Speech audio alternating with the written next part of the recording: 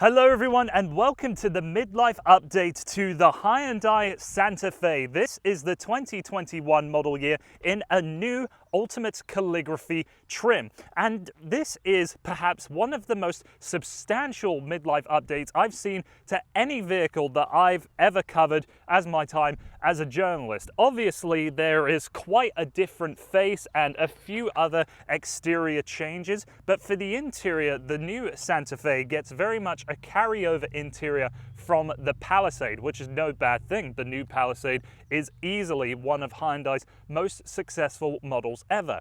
And there's an array of new engine choices and a hybrid version. So with the Calligraphy trim, it's exclusively a 2.5-litre turbocharged 4-cylinder engine and an 8-speed dual-clutch transmission with all-wheel drive. Now, for this top-of-the-line Santa Fe, there's a couple of interesting things that you get with this model that you can't find in any other versions of the Santa Fe, including an eco-suede headliner, which I presume means an animal-free synthetic suede, which vegans out there are going to love. But then as soon as you move over to the Nappa leather seats, they're immediately going to be turned away from a vehicle like this. And I have to say that the leather quality that's on these seats really is as good as some of the premium brands out there. Some of the other key pieces of equipment include the 10.25-inch touchscreen, remote smart park, an upgraded Harman Kardon sound system, and so much more. So there's a lot I want to cover here with the Santa Fe, but before I get in, I'll just quickly say that I do find the new exterior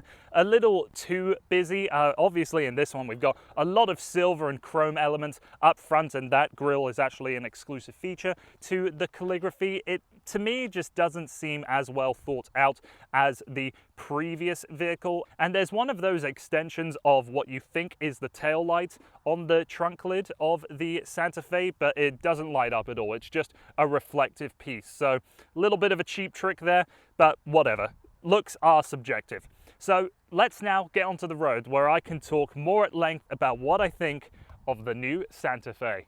Behind the wheel of this new Santa Fe, there's quite a few of interesting things to point out that I've discovered so far in the driving experience. Primarily when we're talking about this 2.5-litre turbocharged 4-cylinder engine and the 8-speed dual-clutch transmission, there's some odd characteristics when you're using that first couple kilometers an hour and that final kilometers an hour when you're coming to a stop. So for example, I find that first gear lurches quite a bit forward. You have a big lunge, so coming to a complete stop and also just slowly crawling forward with the combination of what feels like a little bit of an over-boosted brake pedal isn't as smooth as many of its rivals. And there's many situations where your passengers are head bobbing back and forth, not because you are unsmooth with your driving style, but the vehicle lacks that little bit of consistency when going very, very slow. But when you're on the move, this Santa Fe in this configuration, I think is mighty impressive. The 8-speed dual-clutch transmission gives way more authority to your gear shifting than any vehicle of this kind of class and weight has a right to. And with 277 horsepower and 311 pound-feet of torque, this engine really is quite stout. You can feel that turbocharger kick in at around the 2000 mark, but it does have a nice little surge and a good punch of power. Ride quality is plush without being too soft or disconnected. I'm going over a little bit of a rocky road now, and it's not in any way unsettling the ride of the Santa Fe, but you can tell the suspension's working away at trying to iron out all of those imperfections on the road. A little bit more about the driving experience. I find the steering to be quite rubber bandy down low. It has a strange on-center feel, kind of is elastic. So again, another thing that can make driving at slow speeds feel a little uncertain of itself.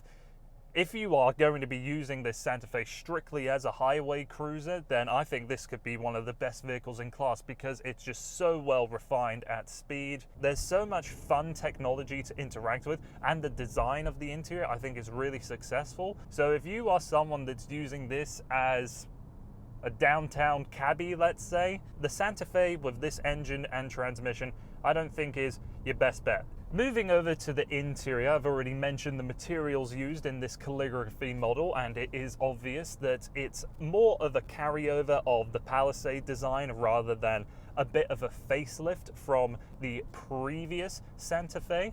So that means you get lots of buttons to interact with, the push button for gear selector, which I know plenty of people will complain about, and I don't mind it and I can get behind the idea of it. But along with the nice materials, there are a couple elements that show that the Santa Fe is one of the older vehicles in the lineup of Hyundai vehicles. So there's quite a few areas of scratchy plastic still, and there's maybe a bit too much flex in the door cards. But for me, given all of the other elements that are in this interior, it's hardly a deal breaker. Another great thing about the Santa Fe is the second row comfort. I'm 6'4", I can very happily sit behind myself, and you can recline the seats back a fair amount too. They don't slide forwards and backwards, and they don't split three ways, which I think is a bit of a shame in a mid-size SUV. That's something we're starting to see more and more in the Santa Fe's competitors.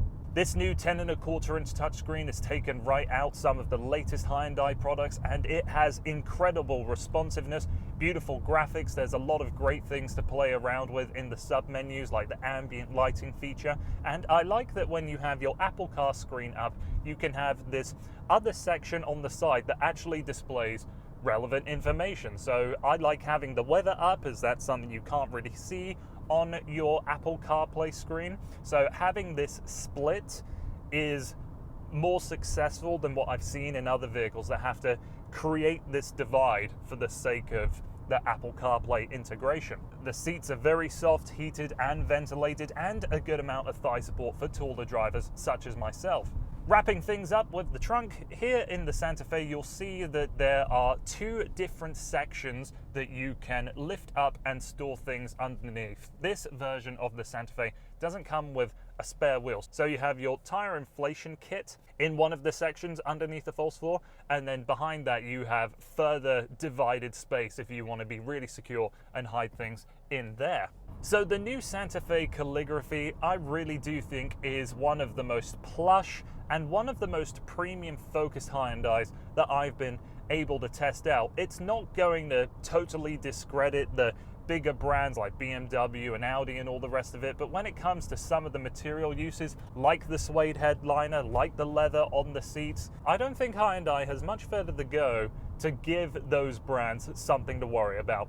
The driving experience isn't all there. I would like to try out a new Santa Fe with one of the different engine options or the hybrid variants that's shared with the new Tucson. But for now, if you're looking in this class of vehicle, the Hyundai Santa Fe Calligraphy is an above average vehicle that I think will impress you. So thank you very much for taking the time to watch this video. Please don't forget to like, comment and subscribe. Thanks again. Hope to see you around on this channel soon.